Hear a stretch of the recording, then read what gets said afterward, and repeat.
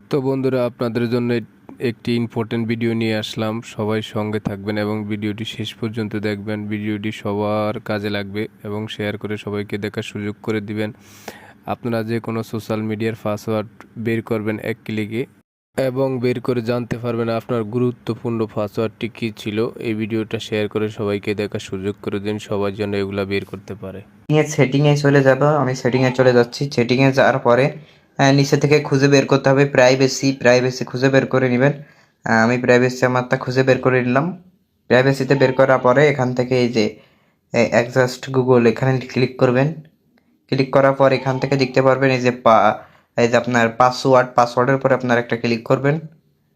পাসওয়ার্ডের পরে ক্লিক করার পর এখান থেকে দেখাবে, দেখেন যদি ফেসবুকের তা দেখতে চান তাহলে এই যে ফেসবুকের তা, ইমেলের তা, বিকাশের তা, এখানে সব কিছু তা দিয়ে আছে।